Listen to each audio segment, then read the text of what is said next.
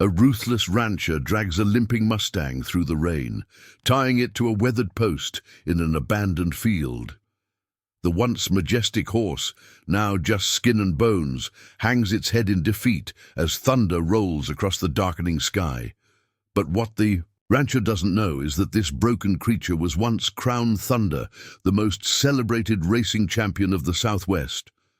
Stay with us for an extraordinary tale of betrayal, second chances, and the remarkable spirit that refuses to be broken. The autumn storm raged across the Texas plains, sheets of rain falling in angry torrents as Mason Crawford yanked the rope harder, forcing the stumbling horse forward through the mud. Before we jump back in, tell us where you're tuning in from, and if this story touches you, make sure you're subscribed, because tomorrow I've saved something extra special for you. The Mustang's coat, once sleek and gleaming, now hung in matted clumps against its protruding ribs. Its legs, which had once carried it to victory after victory, trembled with each uncertain step. Mason's face was twisted in frustration as he reached the old fence post at the edge of his struggling ranch. The economic downturn had hit him hard, and this sick horse was just another mouth he couldn't afford to feed. He didn't know where the animal had come from. He'd found it wandering near his property 3 weeks ago, already thin and limping. He'd tried to nurse it back to health, more out of habit than compassion, but the horse's condition only seemed to worsen. "Can't waste any more time or money on you," he muttered, securing the rope with sharp, angry tugs. The horse didn't resist, its head hanging low, water streaming down its once proud face. If Mason had looked closer, if he'd bothered to check for the small marking behind the horse's left ear, 3 numbers that would have told him everything, perhaps things would have been different. But he was too focused on his own troubles to notice. Thunder cracked overhead as Mason stepped back, adjusting his rain-soaked hat. The horse's dark eyes, dulled by exhaustion and illness, briefly met his. For a moment, something about that gaze made him hesitate. There was an intelligence there, a dignity that seemed out of place in a common stray. But Mason pushed the thought aside. He had his own problems to worry about. The horse watched as Mason mounted his truck, the headlights cutting through the rain for a moment before disappearing down the muddy road. Alone now, the Mustang tried to find shelter from the deluge, but the rope was too short, forcing it to stand exposed to the elements. Its legs trembled with fatigue, muscles that had once powered it around the most prestigious tracks in the country, now barely able to keep it standing. If only Mason knew that this horse, this apparent stray he'd condemned to exposure and starvation, was actually Crown Thunder, winner of the Western States Championship 3 years running. The legendary stallion that had disappeared without a trace 6 months ago, leaving the racing world in shock and spawning countless theories about its fate. The champion whose disappearance had made headlines across the country and whose owner had never stopped searching. But those glory days seemed like a distant dream now. The racing plates were long gone from its hooves, its distinctive black coat dulled by illness and neglect. The only reminder of its true identity was the small tattoo behind its left ear. Advancement 85, now hidden beneath a layer of mud and matted hair. Even its distinctive white star, once blazing proudly on its forehead, was barely visible through the grime. As night fell, the temperature dropped sharply. The rain turned to icy pellets, striking the horse's exposed back like tiny needles. In the distance, coyotes began their nightly chorus, their cries carrying across the wind-swept plain. The horse's ears twitched at the sound, but it lacked the strength to show any real concern. It had been too long since it had eaten properly, too many days of inadequate care and mounting illness. Crown Thunder's thoughts, if horses have such, things might have drifted to warmer days. The thunder of hooves on packed dirt, the roar of the crowd, the surge of power as it stretched out into that final sprint. The feeling of victory, of being draped in flowers while cameras flashed and its owner, Michael Chen, beamed with pride. How had it ended up here? tied to a post in the middle of nowhere, waiting for either the elements or predators to claim it. The answer lay in a tragic series of events that had begun 6 months ago. A midnight raid on Chen's stables, a rushed escape from would-be thieves that had gone horribly wrong, and a fall that had left Crown Thunder injured and disoriented, wandering far from home. But those details wouldn't matter if help didn't arrive soon. The champion's legs buckled slightly, forcing it to catch itself before falling. The rope cut into its neck as it struggled to maintain its balance, a cruel tether between life and death as the storm raged on. The first light of dawn brought little relief as the storm finally began to subside, leaving behind a world painted in shades of grey and brown. Crown Thunder stood motionless at the post, its body trembling not just from the cold, but from the fever that had taken hold during the long night. The champion's breaths came in shallow gasps, creating small clouds in the frigid morning air. The isolation of the location became apparent in the harsh light of day. Mason had chosen this spot. Well, an abandoned corner of his ranch, where the old fence line met the wild scrubland. No one had worked this section in years. The rusted barbed wire and rotting fence posts stood as testament to its neglect. It was a place where things were left to be forgotten. Patches of ice crunched under the horse's hooves as it shifted its weight, trying to find some relief from the rope's constant pressure. The movement sent sharp pains through its left foreleg, the same leg that had been injured in that fateful fall 6 months ago. The injury had never properly healed, lacking proper veterinary care during those long months of wandering. In its prime, Crown Thunder had been worth over $2 million, with breeding rights that could have earned millions more. Now it stood abandoned, its value unknown, and its prestigious bloodline masked by illness and neglect. The cruel irony wasn't lost on the universe. A champion reduced to this, its very survival hanging by a thread. As the morning wore on, the sun did little to warm the bitter air. Crown Thunder's coat, still damp from the night's storm, offered minimal protection against the cold. Its once powerful muscles had atrophied over months of malnutrition and limited movement, leaving it vulnerable to the harsh elements. Each gust of wind sent shivers through its weakened frame. In the distance, a coyote appeared, then another. They kept their distance for now, but their presence was a reminder of the harsh reality of nature. These weren't the cheering crowds Crown Thunder was used to. These were patient predators, waiting for weakness. The horse's racing instincts, dulled by exhaustion and illness, still registered the threat. But there was nowhere to run, nowhere to hide. The sound of vehicles occasionally drifted from the distant highway, each one raising a flicker of hope that died as quickly as it arose. This far from the main road, hidden behind rolling hills and patches of scraggly mesquite, the horse might as well have been invisible. The irony was sharp. A horse that had once captured the attention of thousands was now beyond the notice of even a single passerby. As noon approached, thirst became an overwhelming torment. The puddles left by the storm were just out of reach, their surfaces beginning to freeze in the cold. Crown Thunder's tongue, dry and swollen, worked uselessly. In its mouth, in its racing days, teams of handlers had attended to its every need, ensuring it had the purest water and finest feed. Now it couldn't reach even the muddy rainwater mere feet away.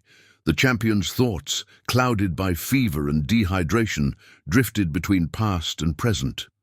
One moment, it was thundering down the final stretch at Santa Anita, neck stretched out, nostrils flaring, every muscle straining for the finish line. The next, it was back in this desolate reality, tied to a post, its legendary speed meaning nothing in the face of simple survival. The rope had rubbed its neck raw during the night, adding to the horse's misery. Every movement brought fresh. A pain, yet standing still, allowed the cold to seep deeper into its bones. It was a cruel choice between two forms of suffering. The proud stallion that had once pranced into the winner's circle now barely had the strength to remain standing. In the endless seconds that stretched into minutes and hours, Crown Thunder's world narrowed to the small circle allowed by the rope. The horizon, which it had once raced toward with such power and grace, now seemed to mock its confinement. The wind carried the scent of distant grass and open spaces, freedom that was now as unreachable as its racing glory. The coyotes grew bolder as the afternoon wore on, creeping closer, testing the boundaries of safety. They could sense the horse's weakness, its vulnerability. Their presence was a countdown clock, marking the time until desperation overcame caution. Crown Thunder's ears flicked back and forth, tracking their movement, but even this small action drained its limited energy. Yet somewhere deep within that exhausted frame, beneath the illness and despair, the heart of a champion still beat. The same spirit that had driven Crown Thunder to victory after victory still flickered, refusing to be extinguished. It was this spark, barely visible but stubbornly persistent, that had carried it through 6 months of wandering, through injury and hardship, to this moment. Preparing and narrating this story took us a lot of time, so if you are enjoying it, subscribe to our channel. It means a lot to us. Now, back to the story. As the sun began its descent toward the horizon, bringing with it the promise of another bitter night, that fighting spirit would be tested to its absolute limit. The question wasn't just whether Crown Thunder would survive until morning, but whether anyone would discover its true identity before it was too late. Just as the sun dipped beneath the horizon, casting long shadows across the barren field, fate took an unexpected turn. A battered blue pickup truck rattled down the old service road that ran parallel to Mason's property line. Behind the wheel sat Sarah Hawkins, a retired veterinarian whose modest rescue ranch lay several miles down the road. At 65, she still couldn't ignore an animal in need, even if her retirement fund suggested she should. Sarah wasn't supposed to be on this road. Her usual route home took her along the highway, but a fallen tree from the storm had forced her to take this alternate path, a detour that would change everything. As her headlights swept across the landscape, something caught her eye, a dark shape against the dying light, too still to be natural, too large to ignore. She slowed the truck, squinting through the windshield. Years of experience had taught her to trust her instincts, and right now, those instincts were screaming that something was wrong. Sarah pulled over, grabbing her flashlight from the glove compartment. The beam cut through the growing darkness as she stepped out into the cold air. Crown Thunder's head lifted slightly at her approach, the small movement requiring immense effort. The horse's eyes, glazed with fever, struggled to focus on the approaching figure. Sarah's breath caught in her throat as her flashlight illuminated the scene. The cruel rope, the protruding ribs, the trembling legs barely supporting the horse's weight. "Oh, sweet Jesus," she whispered, moving closer. Despite decades of veterinary work, scenes of animal cruelty never got easier. Her experienced eye took in the signs of severe neglect. The matted coat, the untreated wounds, the way the horse's breath rattled in its chest.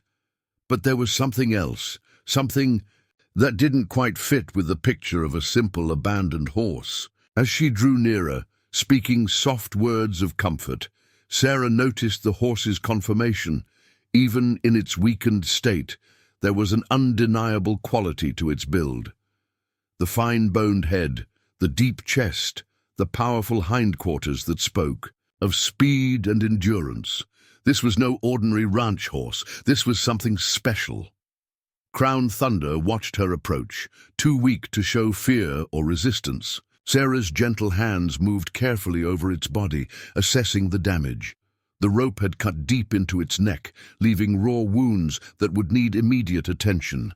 The left foreleg was swollen and hot to the touch, indicating an old injury, complicated by infection. "Who did this to you?"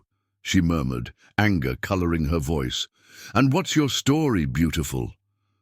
Her flashlight beam moved up to the horse's face, and for a moment their eyes met. In that gaze, Sarah saw something that stopped her heart, a dignity, a presence that spoke of greatness brought low.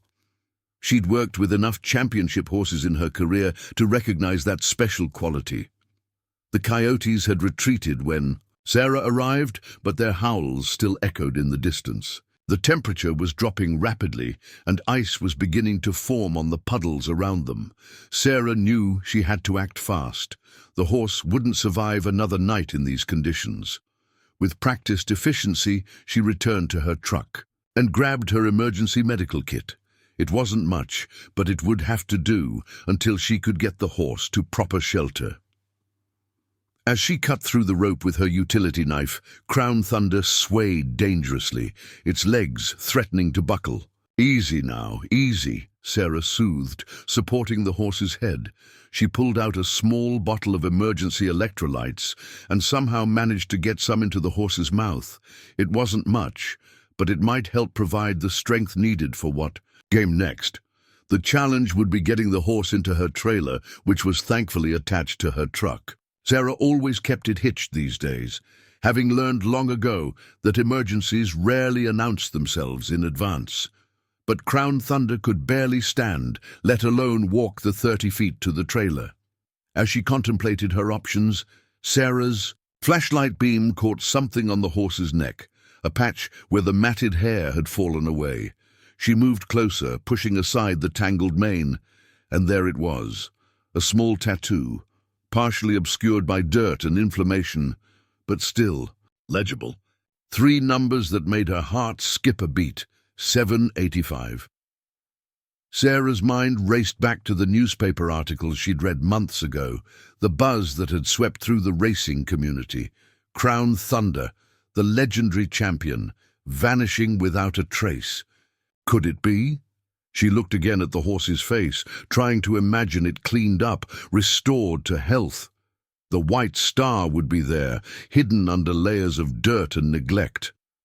The discovery added urgency to an already critical situation. This wasn't just about saving a horse anymore.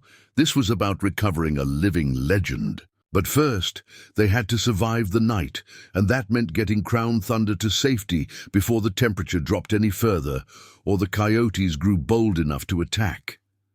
Sarah pulled out her phone, quickly dialing a number she knew by heart.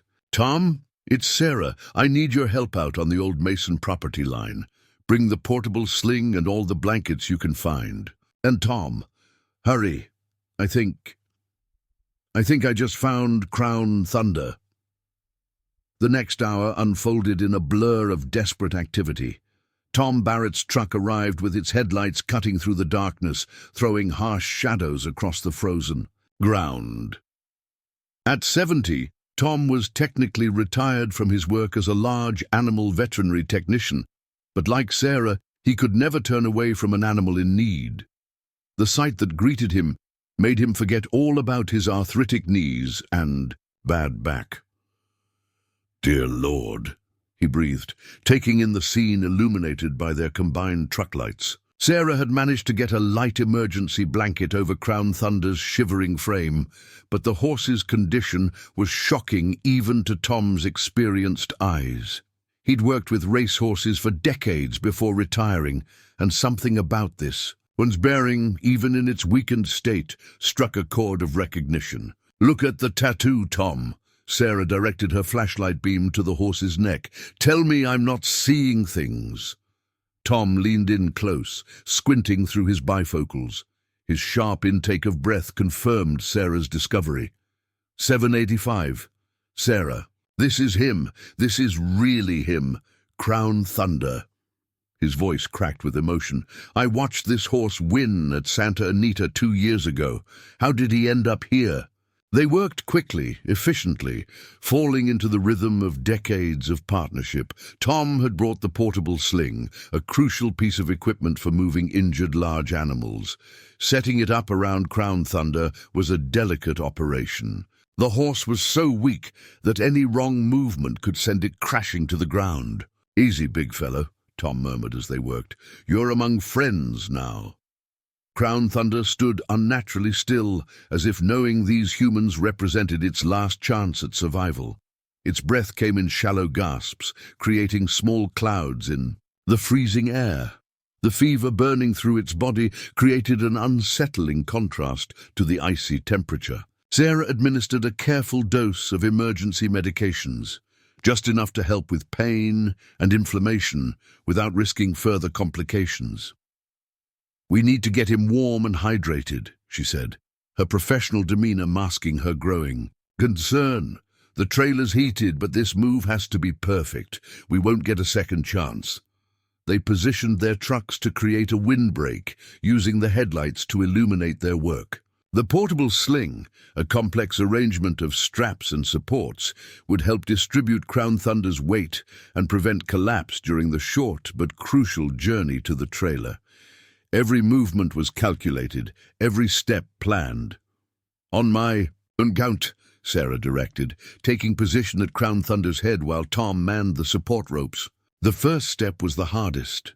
The horse's legs trembled violently with the effort, but something of the old champion must have stirred in that moment, some memory of strength and dignity, because Crown Thunder found the will to move forward. Step by agonizing step, they made their way to the trailer. What should have taken seconds stretched into minutes as they carefully supported the horse's weight, preventing falls, offering encouragement.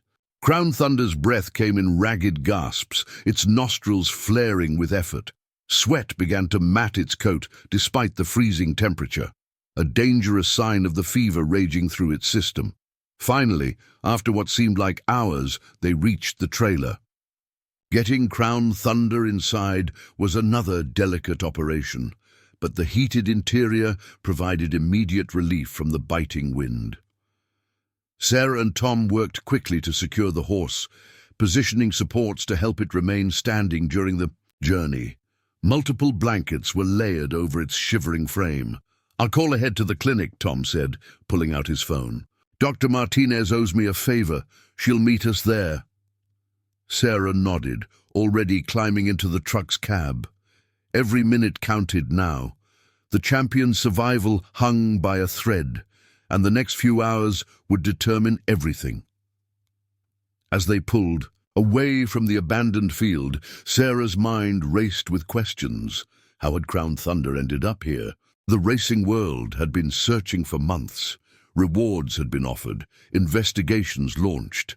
The horse had simply vanished after a failed theft attempt at Michael Chen's prestigious stables, leaving behind a mystery that had spawned countless theories and speculation. The trailer swayed gently as they made their way down the dark road, Tom following close behind in his truck. Through the rear camera, Sarah could see Crown Thunder swaying slightly with the motion, its head hanging low despite the supports. The horse that had once commanded millions of dollars, that had thrilled thousands with its speed and grace, was now fighting for its very survival in the back of a retired vet's trailer. "Hold on," Sarah whispered, more to herself than to her passenger. "Just hold on." The lights of the small town appeared in the distance, and with them, the promise of help. But Sarah knew from long experience that survival wasn't just about medical intervention. It was about the will to live. Looking in her rearview mirror at the precious cargo she carried, she could only hope that somewhere inside that broken body, the heart of a champion still beat strong enough to face the fight ahead. The small veterinary clinic blazed with light against the dark night sky as Sarah's trailer pulled into the parking lot. Dr. Elena Martinez stood waiting at the entrance, her face tight with concentration. At 35, she was one of the most respected emergency veterinarians in the county, known for handling difficult cases that others had given up on. But even she paused when she saw the condition of the horse they carefully led from the trailer. "Sarah, this is—" Dr. Martinez's voice trailed off as she recognized the distinctive features beneath the dirt and neglect. Like most in the equine medical community, she had treated her share of valuable racehorses, but Crown Thunder was legendary. The horse's disappearance had been a major topic at every veterinary conference she'd attended in the past 6 months. "I know," Sarah replied, helping guide the horse toward the clinic's entrance. "But right now, he's just a patient who needs our help."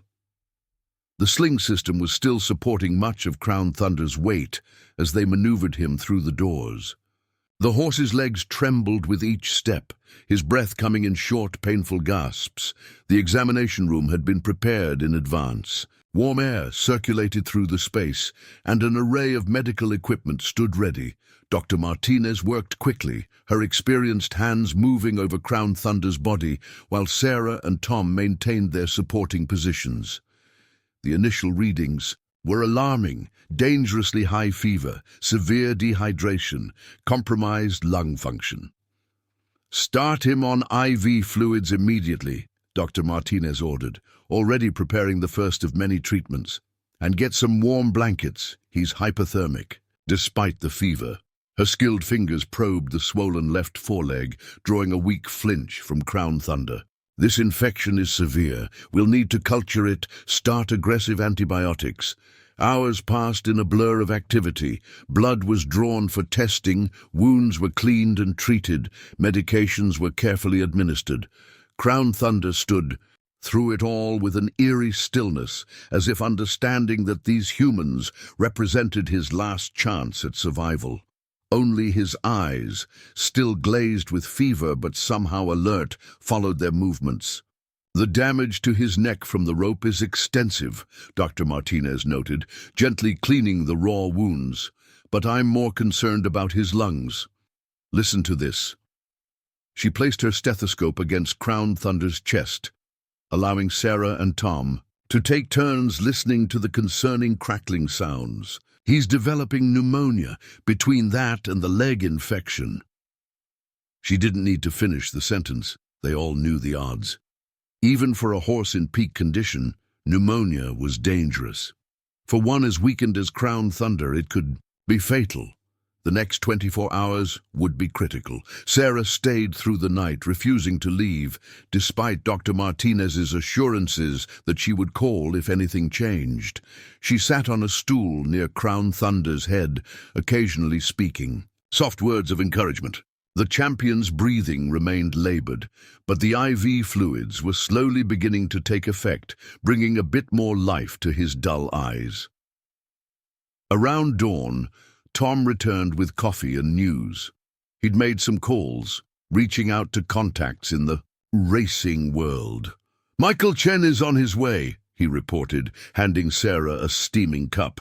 "He was in Hong Kong on business, but he's flying back immediately. Should be here by tomorrow morning." Sarah nodded, her eyes never leaving Crown Thunder. The horse had dozed off fitfully, his legs locked to keep him standing despite the support system. Even in sleep, his breaths came in wheezing gasps that made her heart ache. "Any word on how he ended up here?" "Nothing concrete yet," Tom replied, lowering his voice. "But there are rumors about an inside job at the stables, someone who helped the thieves. Apparently Crown Thunder broke free during the attempt, jumped a fence. They searched for weeks. But by then..." He gestured helplessly at the horse's condition.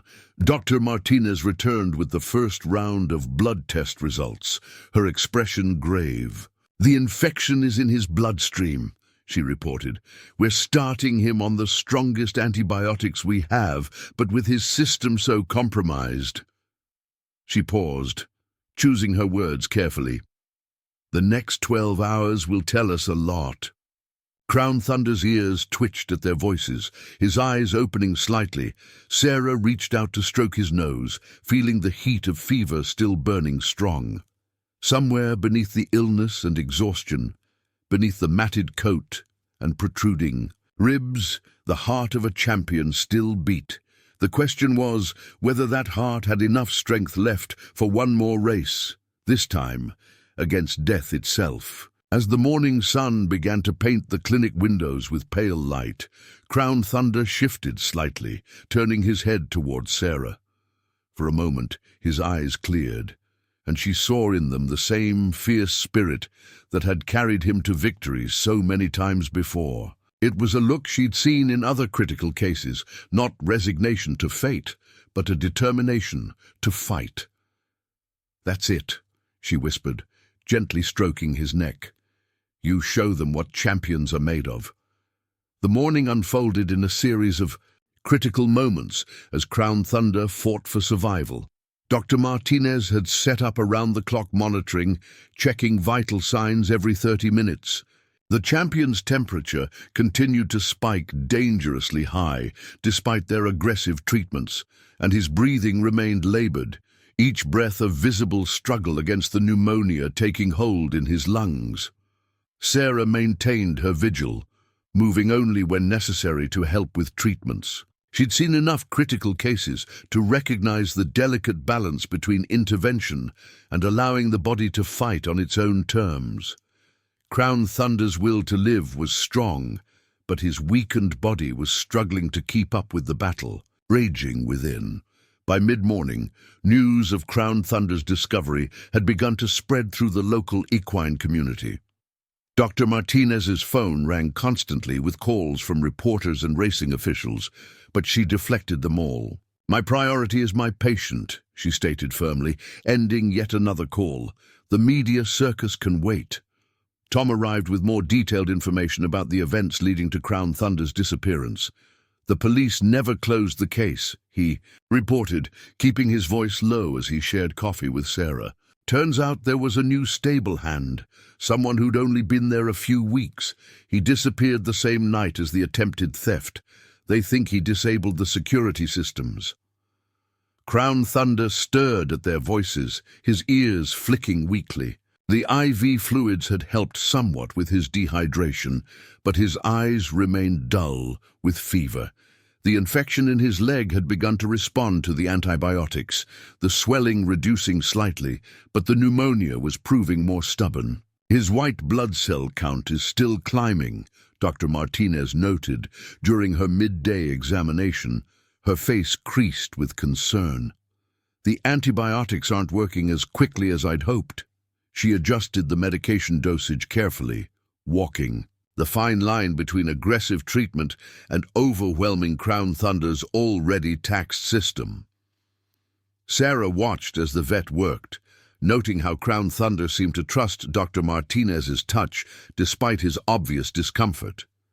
Even in his weakened state, the horse displayed the intelligence and sensitivity that had made him such a remarkable athlete. His reactions were dulled by illness and exhaustion, but there was still an awareness in his eyes that spoke of his exceptional nature. Late in the afternoon, a new complication arose. Crown Thunder's breathing became more labored, and his temperature spiked again. Dr. Martinez quickly ordered chest X-rays, revealing the pneumonia was spreading to his other lung.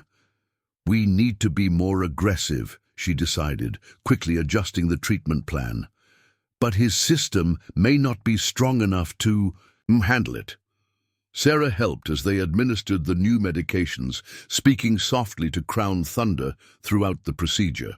The champion stood quietly, but she could feel the tremors running through his body, the effort it took just to remain standing despite the support system. His once powerful frame, which had carried him to victory in some of the most prestigious races in the country, now seemed fragile, diminished. "Come on, boy," she whispered, stroking his neck. "You've won bigger races than this."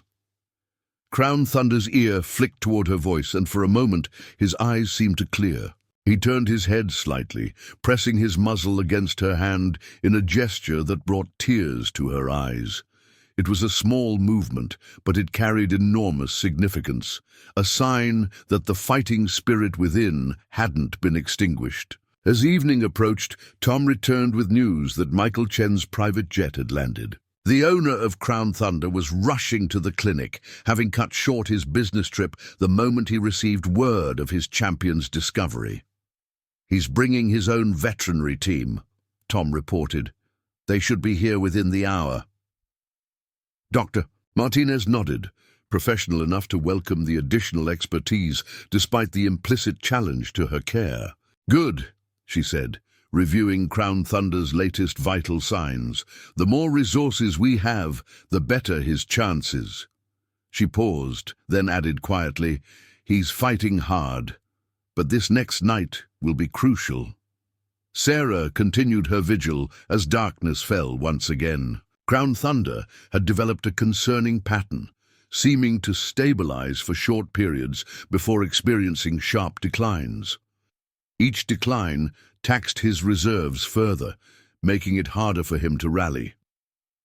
The support system kept him upright, but his legs trembled constantly now, and his breathing had taken on a wet, rattling quality that made Sarah's heart clench. Outside the clinic, a small crowd had gathered, local horse people who had heard the news and come to offer support.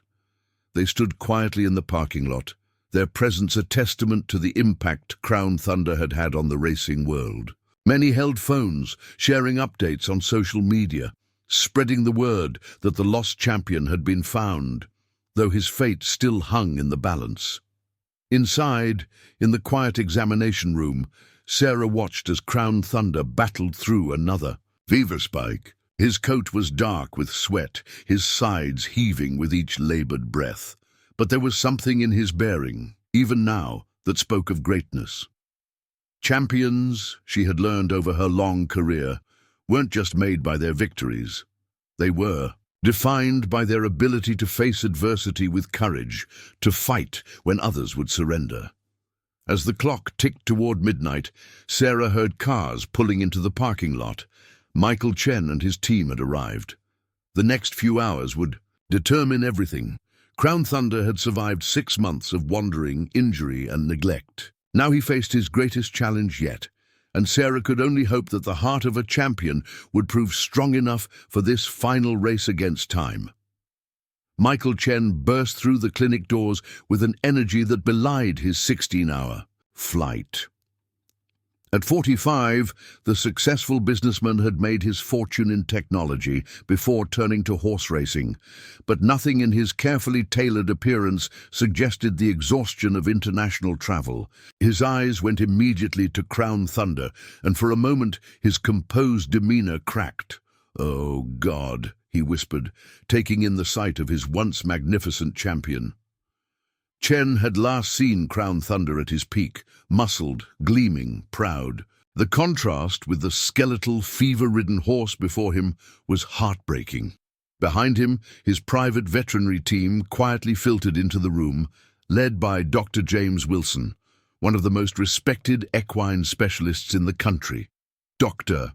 Martinez quickly briefed them on Crown Thunder's condition, her professional tone masking any anxiety about having her treatment decisions scrutinized by such prominent colleagues. "The pneumonia is our biggest concern right now," she explained, showing them the latest X-rays. "The infection in his leg is responding to antibiotics, but his lungs—" Dr. Wilson nodded gravely, already examining Crown Thunder with practiced hands. "I've reviewed his medical history during the flight," he said. "His previous respiratory health was excellent, which gives us something to work with.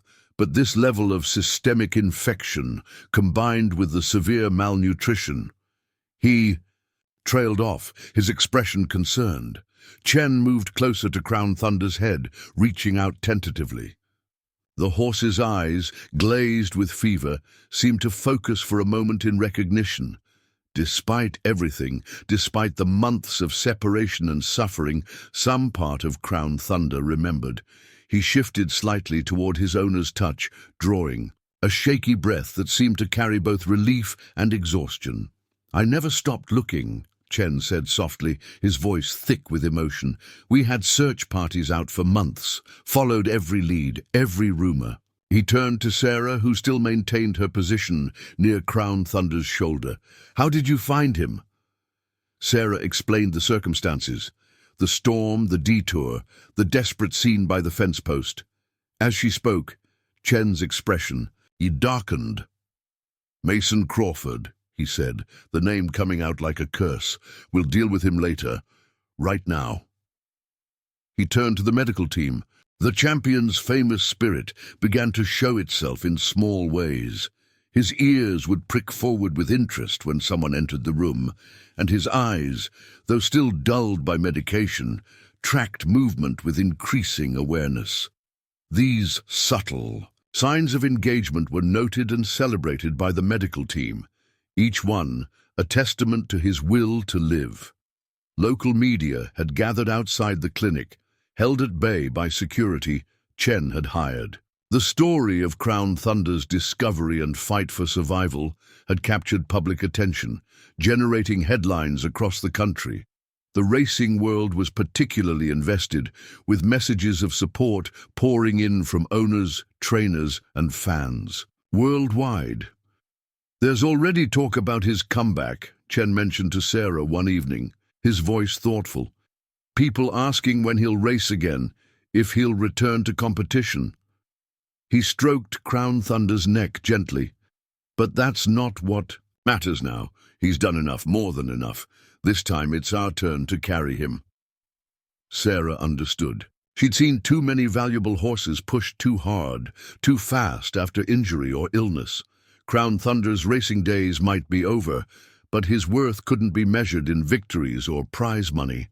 His fight for survival had become something larger, a symbol of resilience that resonated with people far beyond the racing community. The champion's daily care routine was intense and precise. Every 4 hours, round the clock, his vital signs were checked and recorded. Medications were administered on a strict schedule, each dose carefully calculated. Physical therapy began, cautiously, helping to prevent muscle atrophy while being mindful of his weakened state. Dr. Martinez and Dr. Wilson worked seamlessly together, their initial professional wariness evolving into mutual respect. They consulted on every aspect of Crown Thunder's treatment, combining their expertise to give him the best possible chance at recovery. Their collaborative approach became a model of how emergency and specialist care could work together. 1 week after his arrival at the clinic, Crown Thunder managed to stand unassisted for the first time. It was a brief moment, just a few minutes without the support system, but it represented a significant milestone in his recovery.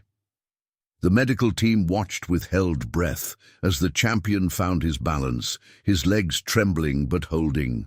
"Good boy," Chen whispered, his eyes bright with unshed tears. "That's my boy." Crown Thunder turned his head toward his owner's voice, and for a moment there was a flash of his old fire in his gaze.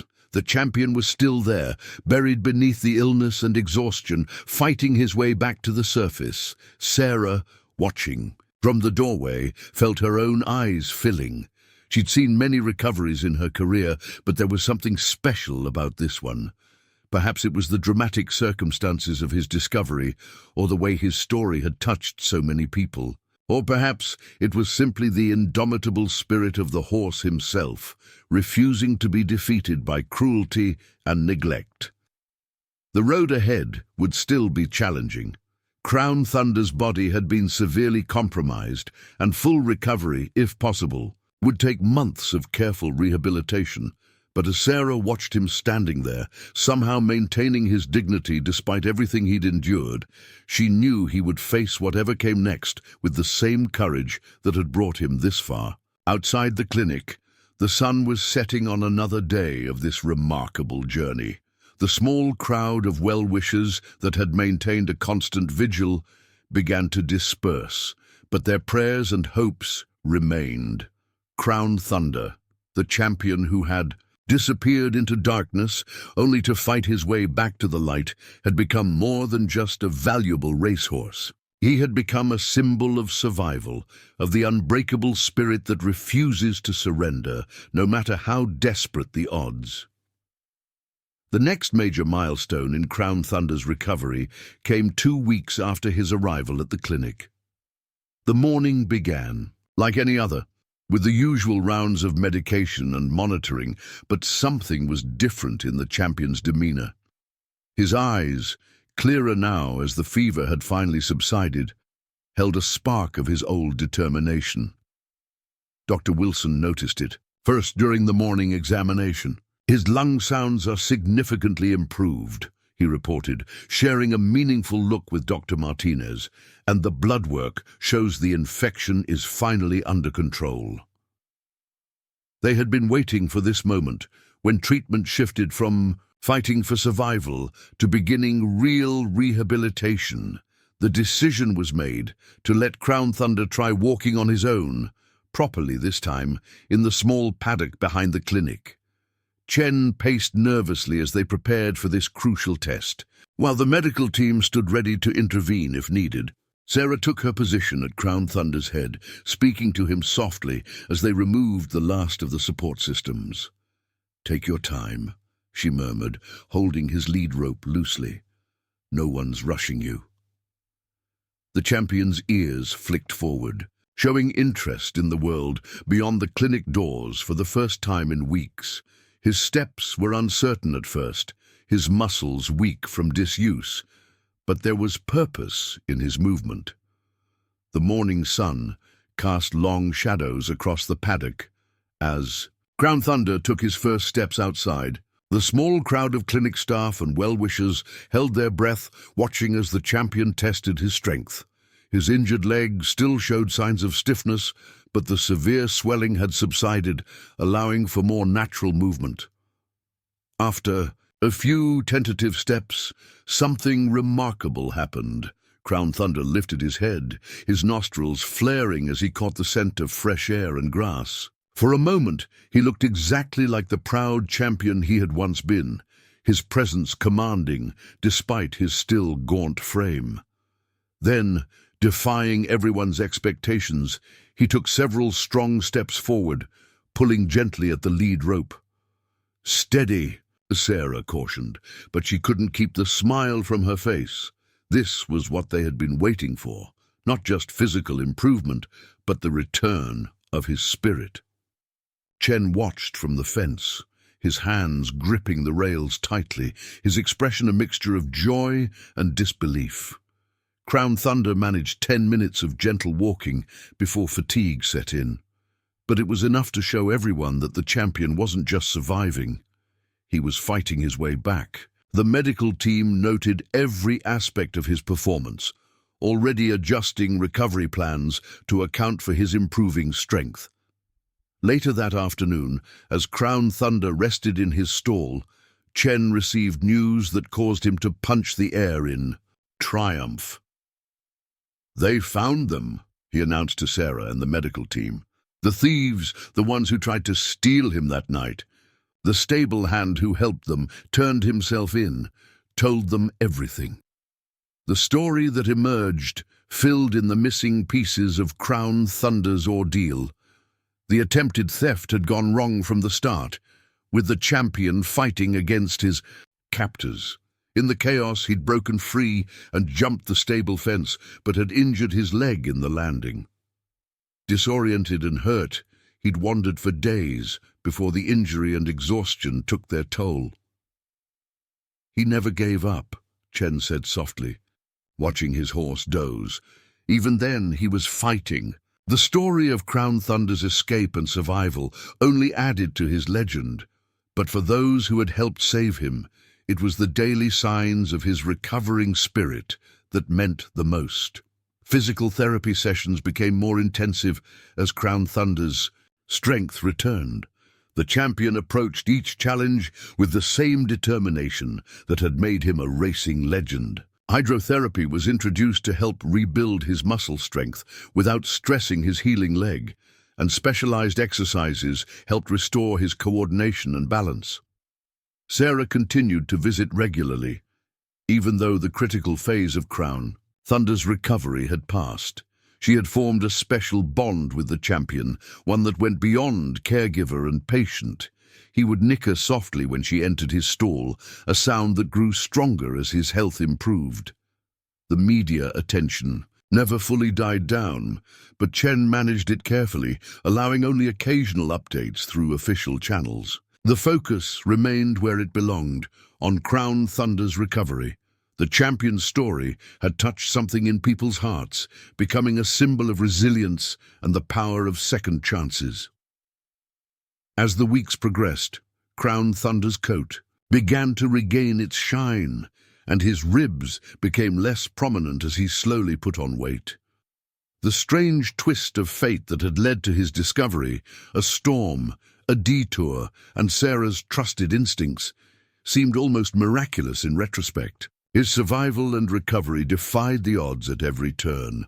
The racing world buzzed with speculation about Crown Thunder's future, but Chen remained firm in his priority. "He's already proven everything he needs to prove," he would tell reporters. "Right now, his only job is getting better." The champion seemed to appreciate this lack of pressure, showing more of his personality each day as he grew stronger. By the end of the third week, Crown Thunder's daily walks had extended to 20 minutes, and he had begun showing interest in his surroundings again. His gait, while still not perfect, improved steadily. The medical team watched his progress with cautious optimism, knowing that each day brought them closer to the next phase of his remarkable journey. The transformation in Crown Thunder continued to amaze everyone involved in his care. 1 month after his dramatic rescue, the champion's recovery had progressed beyond even the most optimistic expectations. While still far from his racing weight, his frame had begun to fill out, and his coat, properly groomed and nourished, started showing glimpses of its former gleam. Dr. Wilson and Dr. Martinez had gradually scaled back the intensive medical interventions, though they maintained careful monitoring of his progress. The morning rounds now focused more on rehabilitation than crisis management. Crown Thunder's breathing had cleared significantly, with only occasional congestion to remind them of his brush with pneumonia. His blood work is approaching normal ranges, Dr. Martinez reported during one morning examination, her professional tone unable to hide her satisfaction. "And the scar tissue in his lungs is minimal, much less than we initially feared." She shared the results with Dr. Wilson, who nodded in agreement. The champion's remarkable recovery was becoming a case study in resilience.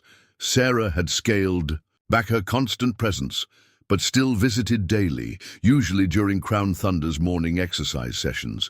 The champion's eyes would brighten at her approach, his soft nickering a far cry from the desperate silence of those first critical days. The bond had deepened into something special, recognized and respected by everyone at the clinic. The exercise regimen had expanded to include longer walks and controlled trotting sessions in the paddock. Crown Thunder approached each session with increasing enthusiasm, sometimes showing flashes of his old spirit that both delighted and concerned his handlers. Chen would watch these sessions from the fence, his expression a mixture of pride and protective worry. "He's still got that fire," Chen remarked to Sarah one morning, as they watched Crown Thunder moving with growing confidence around the paddock. "Sometimes I see him watching the open fields beyond the clinic, and I know he's remembering what it felt like to run." His voice carried a note of both pride and concern. The investigation into Crown Thunder's ordeal had reached its conclusion. Mason Crawford faced multiple charges of animal cruelty, and the stable hand who had assisted in the attempted theft had provided evidence leading to the arrest of the entire criminal ring. The racing community had closed ranks, implementing stricter security measures at major stables. Crown Thunder's story had sparked a broader conversation about animal welfare in the racing industry. Chen had become an unexpected advocate for reform, using his influence to push for better protection and care standards. The champion's ordeal had exposed vulnerabilities in the system that many had preferred to ignore. The daily rehabilitation sessions took on a new dimension as Crown Thunder's strength returned. The medical team introduced ground poles and gentle obstacles to help rebuild his coordination and confidence. The champion approached these challenges with the same determination that had made him a legend on the track, though everyone understood his competitive racing days were behind him. "He's teaching us all something about courage," Dr. Martinez observed one afternoon, watching Crown Thunder navigate a series of poles with careful precision. "Every day he chooses to trust, to try, to move forward despite everything he's been through." The sentiment resonated with everyone who had witnessed his journey from near death to recovery. Sarah had begun documenting Crown Thunder's recovery, photographing his progress and keeping detailed notes. The contrast between the desperate creature she'd found tied to the post and the increasingly vibrant horse before her was stark. While scars remained, both physical and emotional, his transformation was nothing short of miraculous. Chen had started making plans for Crown Thunder's future. A special facility was being prepared at his main stable complex, designed specifically for the champion's ongoing rehabilitation and comfort. The plans included spacious paddocks, specialized therapy equipment, and a team of dedicated caretakers. "He'll never want for anything again," Chen promised, sharing the designs with Sarah and the medical team. "But more importantly, he'll have the freedom to just be a horse." The facility would also serve as a rehabilitation center for other injured or rescued horses, Crown Thunder's legacy extending beyond his own story. As the champion's strength returned, subtle changes appeared in his demeanor. The fearful tension that had marked his early days at the clinic gave way to a quiet confidence. He held his head higher, showed more interest in his surroundings, and began forming bonds with other horses in nearby paddocks. The media's interest in Crown Thunder's story hadn't waned, but it had evolved from sensation to inspiration. Documentary. Filmmakers approached Chen about telling the champion's full story, seeing in it a powerful message about resilience, compassion, and the special bond between humans and animals. One particular morning, as Crown Thunder completed his exercise session with remarkable energy, Sarah noticed something that brought tears to her eyes. The champion had paused at the far end of the paddock, his head high, ears forward, stance. Proud. For a moment the gaunt rescue horse disappeared, and in his place stood the great racehorse he had once been, and in many ways still was. "Some champions," she said softly to Chen, who had also noticed the moment, "aren't defined by their victories on the track." Crown Thunder turned to look at them, his dark eyes bright with renewed life, his presence commanding despite his scars. And still healing body. They're defined by their heart, their will to survive, their capacity to inspire others. 6 weeks into Crown Thunder's recovery, the clinic's atmosphere had transformed from one of constant medical urgency to a sense of purposeful rehabilitation. The champion's daily routine now included extended exercise sessions, specialized therapeutic treatments, and carefully monitored periods of turnout in the larger paddock where he could experience a taste of normal horse life. The most remarkable change was in his eyes. The dull, fever-glazed look had been replaced by a sharp, alert gaze that missed nothing. Crown Thunder had begun showing particular interest in the activities around him, his ears constantly moving to track conversations and movements. It was as if he was gradually reclaiming not just his physical strength, but his entire personality. "Watch this," Sarah said one morning, demonstrating to Chen how Crown Thunder now responded to subtle voice commands during his exercise sessions. The champion moved with increasing grace, his stride lengthening as his confidence grew.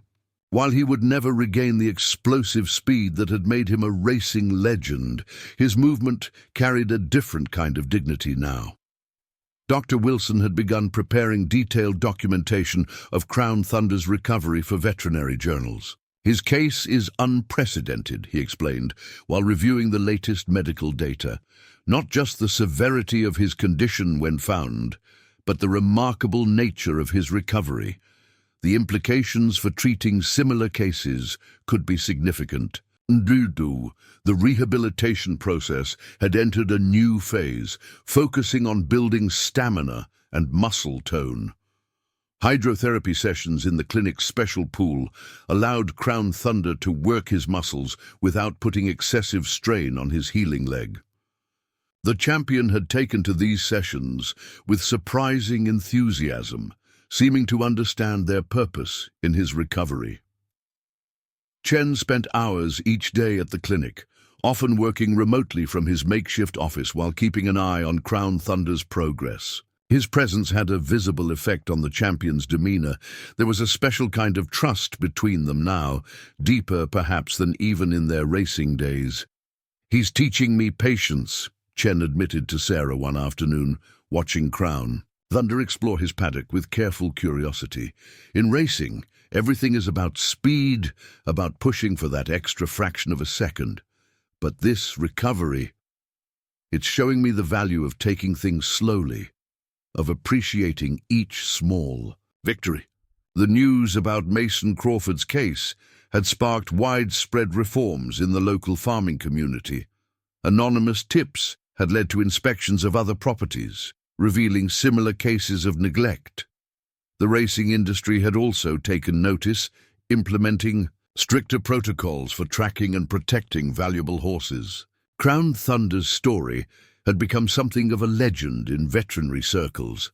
Dr. Martinez found herself fielding calls from colleagues across the country, all interested in the techniques and treatments that had contributed to his remarkable recovery.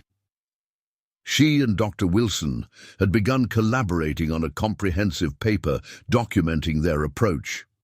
Sarah's documentation of the champion's journey had grown into an impressive collection. Photographs showed the progression from the skeletal, desperate creature she'd found tied to the post to the increasingly healthy, engaged horse he was becoming.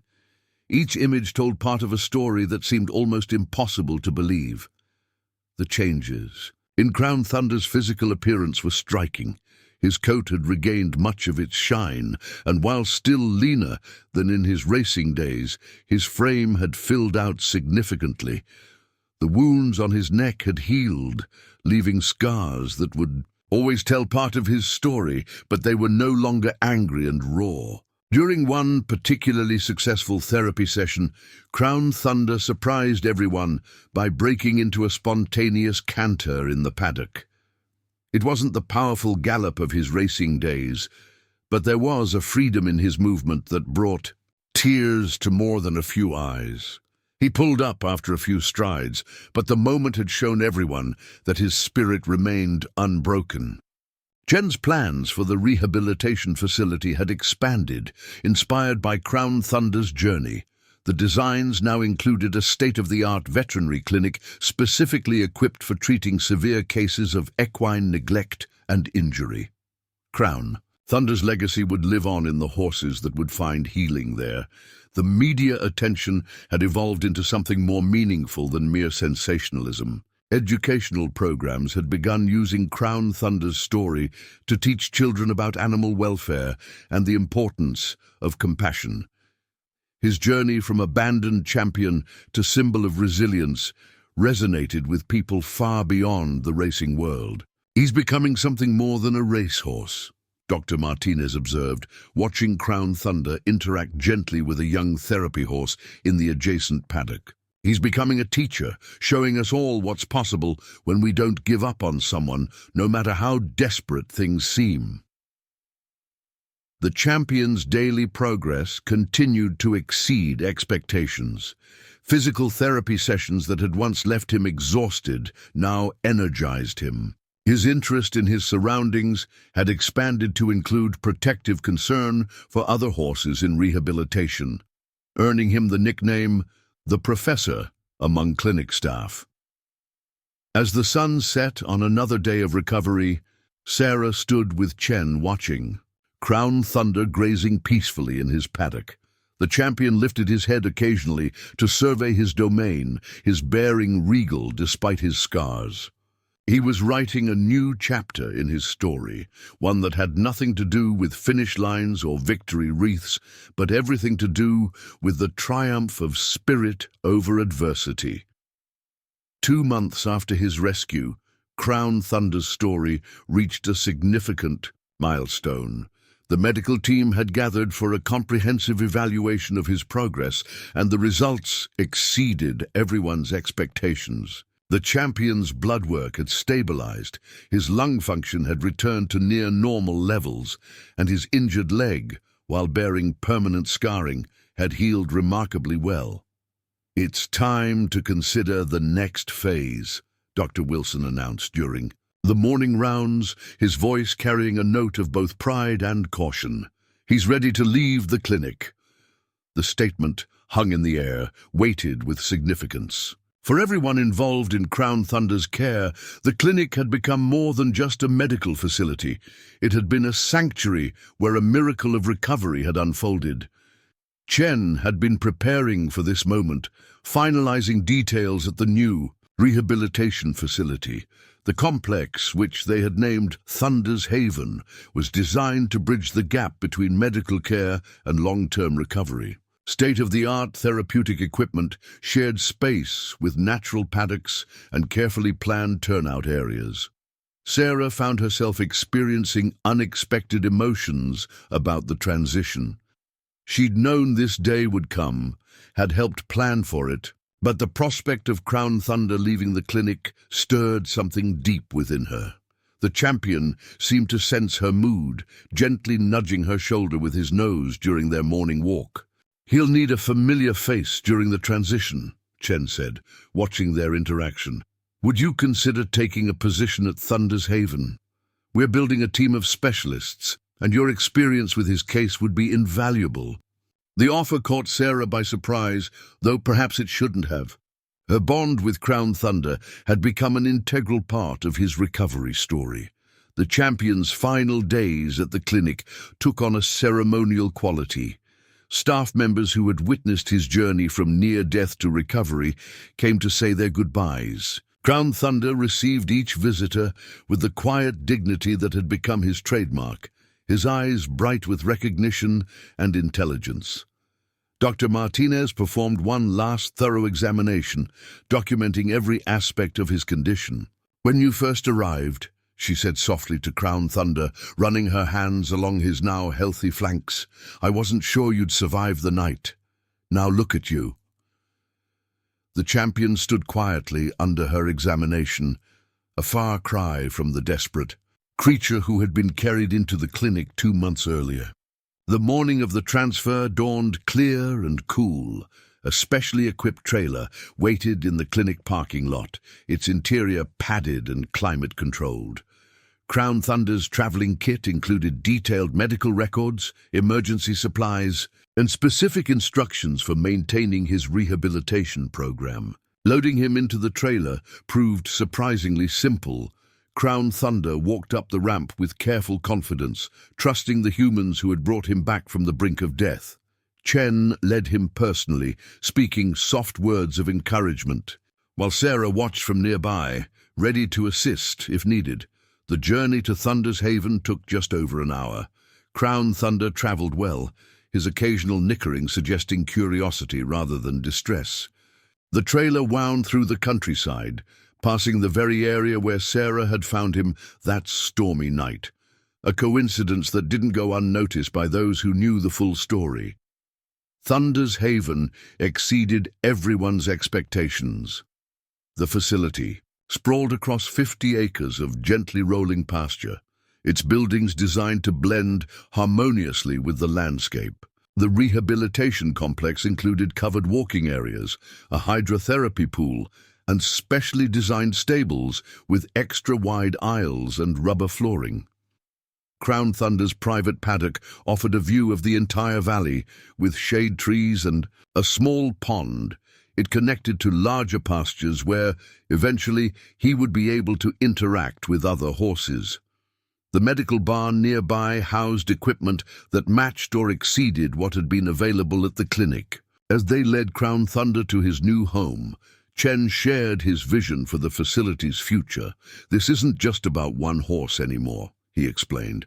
"Every year, hundreds of horses are abandoned, neglected, or discarded when their racing days are over. Thunder's Haven will be a place where they can find healing and purpose." The champion explored his new paddock with measured interest, his ears forward, nostrils flaring as he took in the new scents. He moved with growing confidence, testing the grass, investigating the water trough, and studying his surroundings with intelligent curiosity. It was a far cry from the desperate creature Sarah had found tied to a post in the rain. Later that afternoon, as the sun began to set, Sarah stood at the paddock fence, watching Crown Thunder graze. The champion lifted his head occasionally to survey his domain, his bearing proud, despite the scars that told of his ordeal. He had survived against impossible odds, not just recovering, but emerging as something more than he had been before. "Some victories," Chen said, joining her at the fence, "don't come with trophies or prize money." They watched as Crown Thunder moved with fluid grace across his paddock, his coat gleaming in the late afternoon light. Sometimes the greatest triumph is simply refusing to be broken, refusing to give up, no matter how dark things become. Sarah nodded, understanding that Crown Thunder's story was far from over. This was just the beginning of a new chapter, one that would touch countless lives and change the way people thought about healing, hope, and the unbreakable spirit that defines true champions. Life at Thunder's Haven fell into a rhythm that suited Crown Thunder perfectly. 3 months after his rescue, the champion had established himself as the heart and soul of the facility. His daily routine included carefully structured exercise, sessions, therapeutic treatments, and increasingly longer periods of turnout in the larger pastures where he could simply be a horse. Sarah had accepted Chen's offer, taking on the role of rehabilitation coordinator at the facility. Her experience with Crown Thunder's case proved invaluable as Thunder's Haven began accepting its first rescue cases. The champion seemed to take a special interest in these new arrivals, his presence having an almost therapeutic effect on other horses recovering from trauma. "Watch this," Sarah said to Dr. Wilson during one of his weekly visits, pointing to where Crown Thunder stood at his paddock fence, nickering softly to a newly arrived rescue, a former racehorse who had been found abandoned at a makeshift track. The newcomer, initially nervous and defensive, gradually moved closer to Crown Thunder's calm presence. The champion's own recovery had progressed remarkably. While he would never return to racing form, his body had regained much of its former strength. His coat gleamed in the sunlight, and his eyes held a wisdom that seemed to come from his journey through darkness to light. The scars on his neck and leg remained, but they only added to his dignity. Chen had made Thunder's Haven his primary focus, reducing his involvement in active racing to dedicate more time to the rehabilitation facility. The decision had raised eyebrows in the racing community, but those who visited the facility understood. There was something special happening here, something that transcended the traditional measures of success in the horse world. "We're creating a new model," Chen explained to a group of visiting veterinarians. "One that recognizes that every horse, regardless of its racing success or breeding value, deserves a chance at healing and dignity." Crown Thunder, grazing peacefully in his paddock, seemed to embody this philosophy perfectly. The facility's reputation grew quickly. Requests for rehabilitation space began pouring in from across the country. Chen and Sarah worked carefully to balance the facility's resources, ensuring they could provide the highest quality care to each animal, while maintaining the peaceful atmosphere that made Thunder's Haven special. Crown Thunder's story had taken on a life of its own. Educational programs used his journey as a teaching tool about resilience and compassion.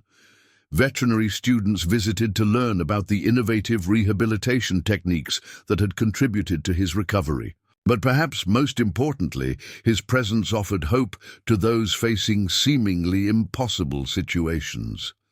One particular morning, something extraordinary happened. Sarah was leading Crown Thunder through his morning exercise routine when he suddenly lifted his head, ears pricked forward. A new rescue had arrived, a young mare severely undernourished and terrified of human contact. Without prompting, Crown Thunder moved to the fence nearest her trailer, his bearing calm and reassuring. "He knows," Sarah realized, watching as the mare's tension visibly decreased in response to Crown Thunder's presence. "He remembers what it was like, and he's showing her it's safe here." The moment perfectly captured what made Thunder's Haven unique. It wasn't just about physical healing, but about restoring trust and confidence. The documentation of Crown Thunder's case had grown into a comprehensive study of equine rehabilitation. Dr. Martinez and Dr. Wilson's paper had been accepted for publication in several prestigious veterinary journals. The medical protocols developed during his treatment were being adopted by other facilities, creating a lasting impact on equine emergency care. Chen had begun receiving offers for Crown Thunder's breeding rights. His bloodline was still highly valued in racing circles, but Chen remained firm in his decision to let the champion enjoy a peaceful retirement. "He's earned the right to live on his own terms," he would tell potential buyers. "His legacy will be measured in the lives he helps change here." The facility continued to evolve, guided by the lessons learned from Crown Thunder's recovery. New therapeutic equipment was added, and the rehabilitation programs were refined based on experience. But at the heart of everything remained the simple truth that had emerged from the champion's journey. Healing required more than just medical intervention. It required patience, understanding, and unconditional care. Sarah often found herself watching Crown Thunder during quiet moments, marveling at the transformation she had witnessed. From the desperate creature tied to a post in the rain, to this magnificent being who had become a symbol of hope and resilience. His journey seemed almost miraculous. Yet it wasn't just luck or medical science that had saved him. It was his own indomitable spirit combined with the dedication of those who refused to give up on him. As the sun set on another day at Thunder's Haven, Crown Thunder stood at his favorite spot overlooking the valley. His stance was relaxed but dignified, his presence commanding without being intimidating. He had found his true calling here, not as a racehorse, but as a healer, a teacher, and a living testament to the power of second chances. The champion's story had become a beacon of hope, proving that even in the darkest moments there was always a possibility of redemption and renewal. Thunder's Haven stood as a physical manifestation of this truth, offering sanctuary and healing to those who needed it most, all inspired by one remarkable horse who had refused to let his spirit be broken. 6 months after his rescue, Crown Thunder's transformation was complete. The final traces of his ordeal had faded, replaced by a quiet confidence that drew people and horses alike to him. His presence at Thunder's Haven had become legendary, with visitors often falling silent in awe when they first saw him standing majestically in his paddock, his dark coat gleaming in the sunlight. The facility had grown beyond anyone's expectations. What had started as one horse's journey to recovery had blossomed into a groundbreaking rehabilitation center that was changing lives daily. Crown Thunder remained at its heart, his story inspiring hope in seemingly hopeless cases. One particularly memorable morning, a group of children from a local therapeutic riding program visited Thunder's Haven. Among them was a young girl named Emma, who hadn't spoken since a traumatic accident the year before. As the children gathered around Crown Thunder's paddock, something remarkable happened. The champion approached the fence with his characteristic gentle dignity, lowering his head to Emma's level.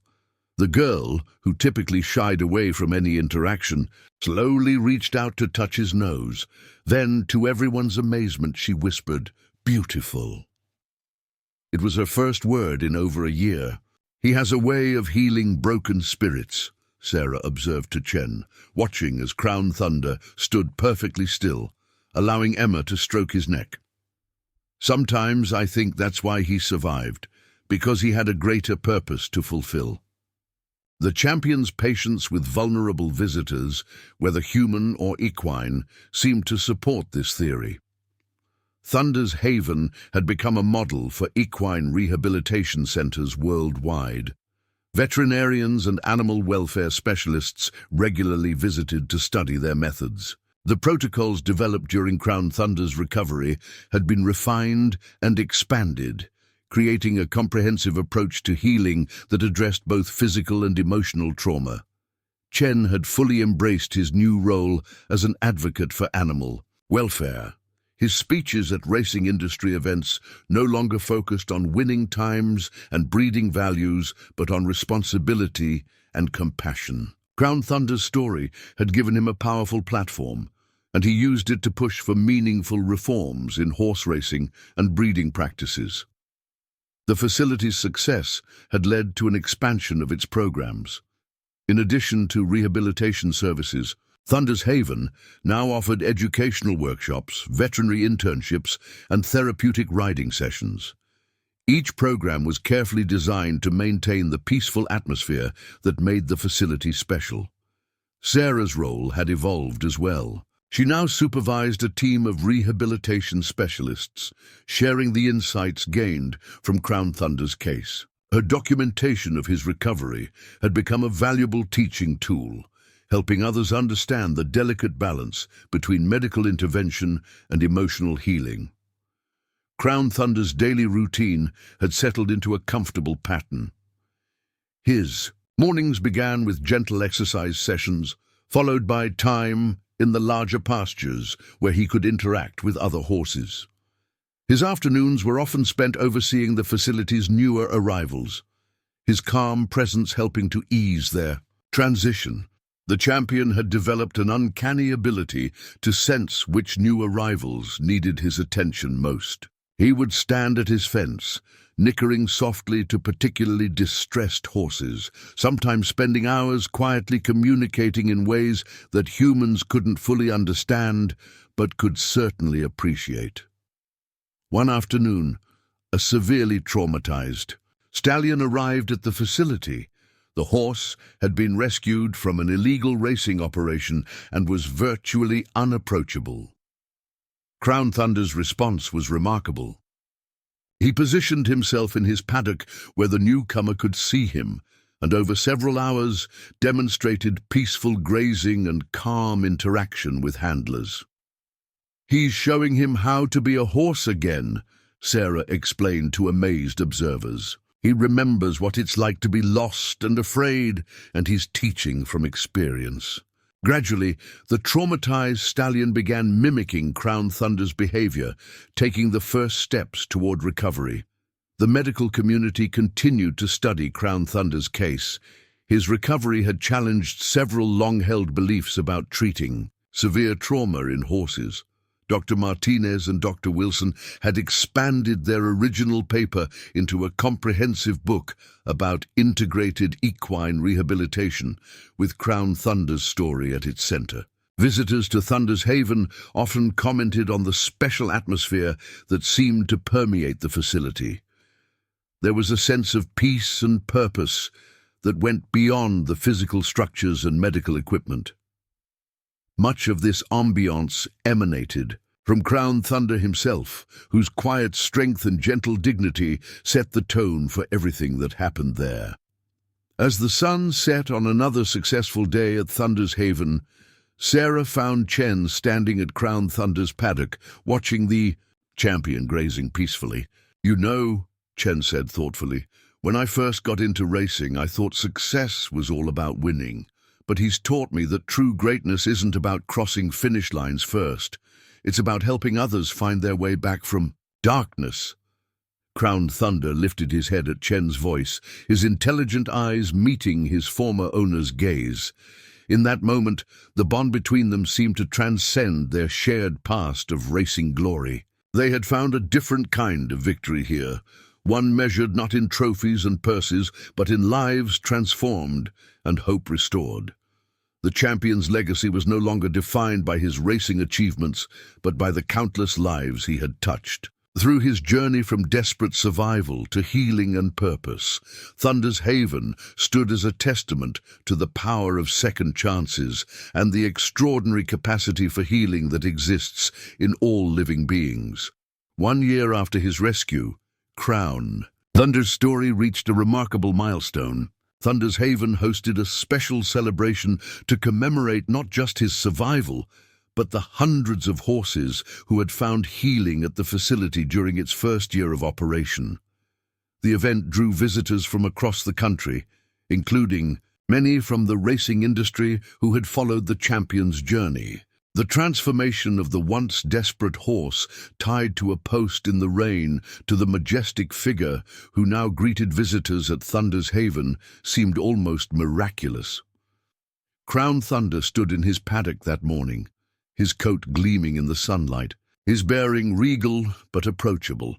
The scars from his ordeal remained visible, a testament to his journey, but they only added to his dignity. Sarah, watching him interact with visitors, reflected on the incredible journey they had shared. "He's not just a survivor anymore," she remarked to Chen. "He's become a healer in his own right." The truth of this statement was evident in the dozens of success stories that had emerged from Thunder's Haven, each one touched in some way by Crown Thunder's influence. The facility had expanded beyond its original scope, now including a state-of-the-art veterinary hospital, multiple rehabilitation tracks, and specialized therapy areas. But more importantly, it had developed a philosophy of healing that recognized the deep connection between physical and emotional recovery. Crown Thunder's own journey had been the blueprint for this approach. During the celebration, Dr. Martinez and Dr. Wilson presented their completed research on Crown Thunder's case. The medical protocols developed during his treatment had been refined and implemented at rehabilitation centers worldwide. His recovery had revolutionized the approach to treating severe trauma in horses, proving that cases once considered hopeless could have positive outcomes. Chen had prepared a special tribute, unveiling a bronze statue of Crown Thunder at the facility's entrance.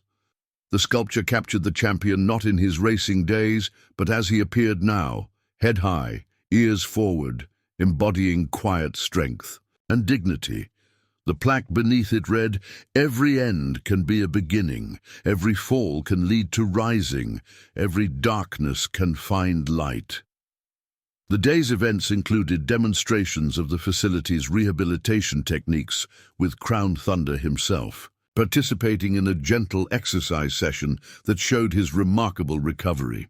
His movements, while no longer powered by racing speed, carried a fluid grace that spoke of health and contentment. The champion seemed to enjoy the attention, carrying himself with characteristic dignity. Perhaps the most moving moment came when several of Thunder's Haven's graduates returned for the celebration. Horses that had arrived broken in body and spirit, now restored to health, were led past Crown Thunder's paddock. The champion watched each one, nickering softly in what seemed like approval. Many of these horses had found new purposes, in therapy programs, as companion animals, or in gentle riding activities. Mason Crawford's case had concluded months earlier, resulting in significant fines and a lifetime ban from owning livestock. The publicity surrounding Crown Thunder's story had led to stricter enforcement of animal welfare laws and new legislation protecting retired racehorses. Chen had been instrumental in pushing these reforms through, using his influence to ensure positive changes in the industry. As evening approached, the celebration took on a quieter tone. Small groups gathered around Crown Thunder's paddock, sharing stories of their own experiences with healing and recovery. The champion moved from group to group, seeming to understand his role as the heart of this community. Sarah found herself standing with Chen at their usual spot by the fence, watching Crown Thunder in the golden light of sunset. "Do you ever regret it?" she asked, "giving up racing to focus on this?" Chen shook his head, smiling as he watched his former racing champion gently greeting a newly arrived rescue horse in the adjacent paddock. "He showed us a different kind of victory," Chen replied, "one that matters more than any race he ever won." The truth of this was evident in everything around them. In the peaceful grounds of Thunder's Haven, in the stories of healing and recovery, in the lives touched and transformed by one horse's journey from darkness to light. Ground Thunder had redefined what it meant to be a champion. His legacy would not be measured in race times or prize money, but in the countless lives he had helped transform. The frightened, broken horse, tied to a post on that stormy night, had not only survived, but had found his true purpose, showing others the way back from their own dark places. As night fell on the celebration, Crown Thunder stood at his favorite overlook, surveying the valley that had become his domain. The lights of Thunder's haven twinkled behind him, a beacon of hope in the darkness. He was no longer just Crown Thunder, the racing champion, but something more, a symbol of resilience, a teacher of healing, and a living reminder that even in the darkest moments, there is always hope for renewal. The story of Crown Thunder, the champion who had lost everything only to find a greater purpose, would continue to inspire long after this day. His journey from despair to dignity, from survival to purpose, had become a testament to the extraordinary capacity for healing that exists in all living beings. In the end, his greatest victory had nothing to do with racing at all. It was the triumph of spirit over suffering, of hope over despair, and of the remarkable power of second chances. Up next, you've got two more standout stories right on your screen. If this one hit the mark, you won't want to pass these up. Just click and check them out. And don't forget to subscribe and turn on the notification bell so you don't miss any upload from us.